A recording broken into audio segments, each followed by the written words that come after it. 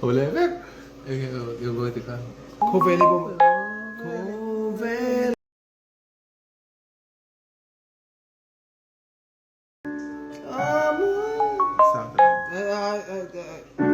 Samse zote. Zaithiam mah.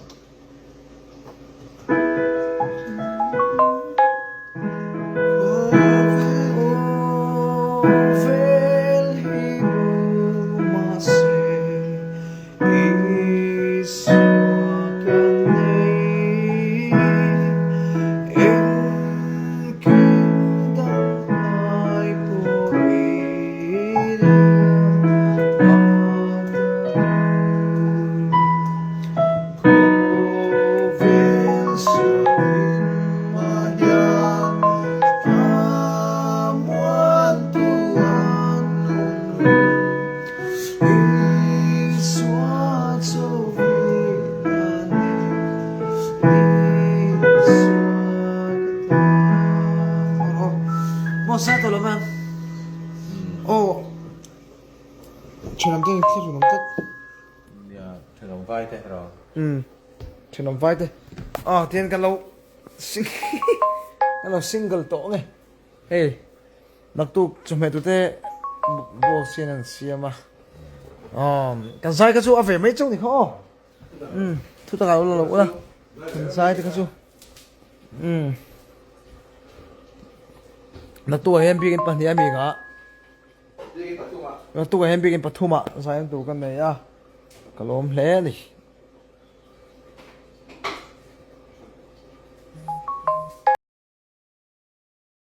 Okay.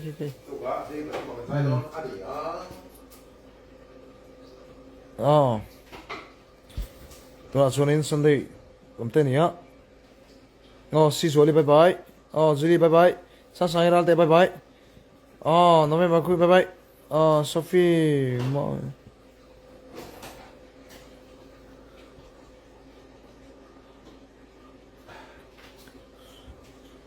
Samthari concert to don lo mi. Kema po lang hichon niya ka concert to don lo. Love song concert.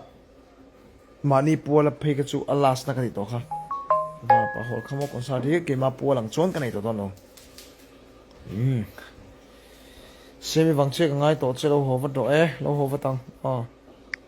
Cái này thao về đâu cái thao về đâu có văn lộn về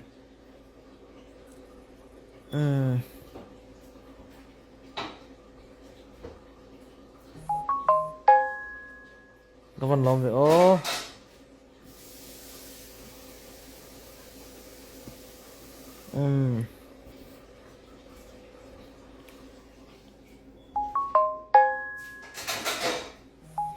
Zaithiam đi bye bye, Luangi bye bye, Mingtra bye bye, Nupui Liana bye bye. Nghe six me ho 6 me. Maria mo lo bye bye về bye bye. Có lần rồi cho mình sang có được mình làm mình vào phu rồi. Charlie bye bye. Charlie चलते रहे हैं It's me, Ellie. Bye bye. Oh. Ah, makeron. Mesele.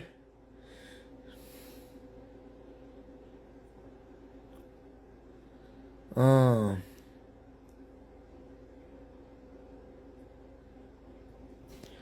Nè. Hey, cái sợi tổ chín khá. Mà sẽ cái fence tan xuân cái Zaithiam. Cái fence tan xuân in nè cái Zaithiam à. À. Zaithiam in Tilo tu tan xuân in tika mà cái Zaithiam đó là mà rồi chú. Biết in về con Zai yang thấy chú. Chú mà khi rằng là con Zai thay mà trả lời mà. Chú bắt thiên nè. Cái cá rồi nhé.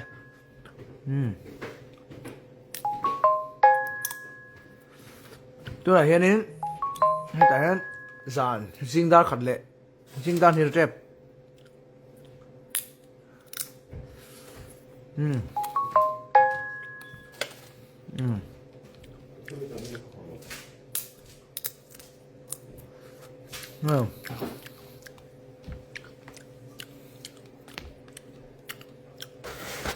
trong cắm lá tự tôi bị cả tông về phong mày mà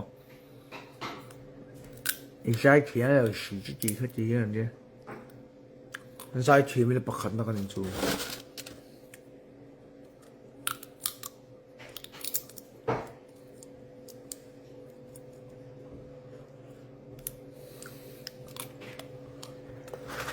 对。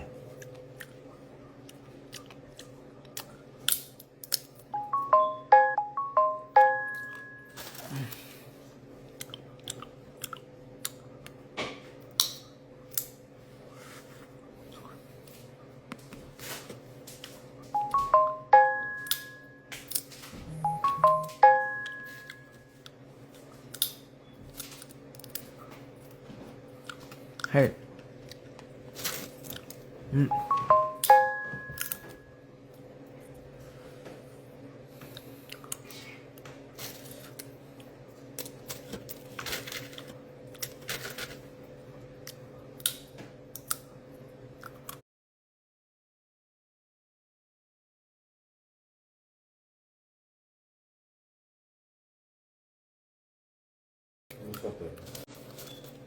Thuộc chưa?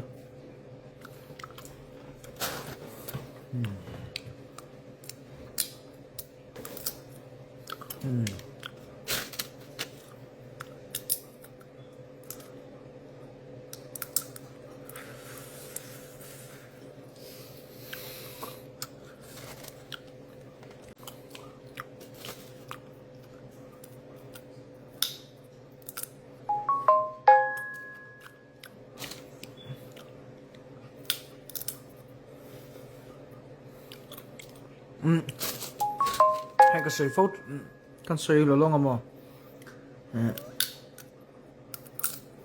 gospel as chu asata em ti kha comment en om phô mẹ lúc thì bahang cái gospel sang chu om ami ja cha nhà mà khang cái sợi à ha cả rư là gì đấy à mà rồi chú gospel thì chú ya anh này nhá chân chờ thì bỏ thấy to bên cặp hàng to to kia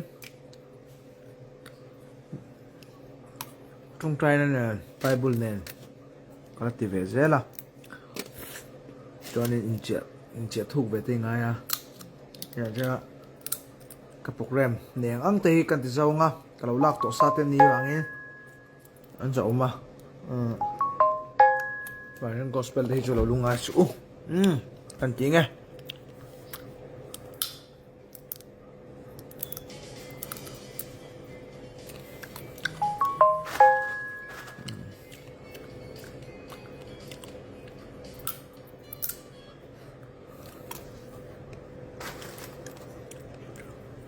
mặc cái tiếng mô mà nhờ FB cái lụt về mô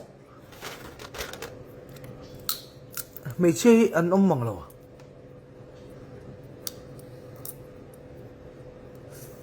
mi pa vek mi head comment sang mi pa vek lo nia mak ko tirap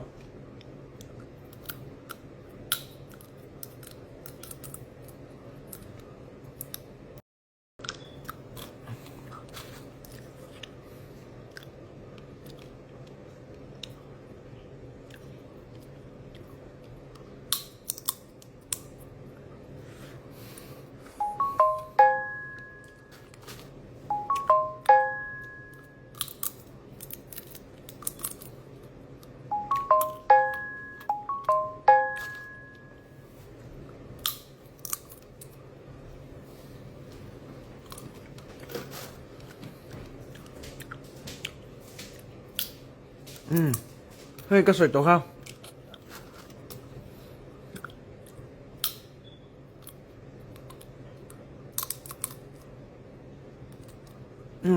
mặc có tiền ai bây giờ là hết comment sang thế dụ ai thilpa ngay tụi cái đàn chú mà sẽ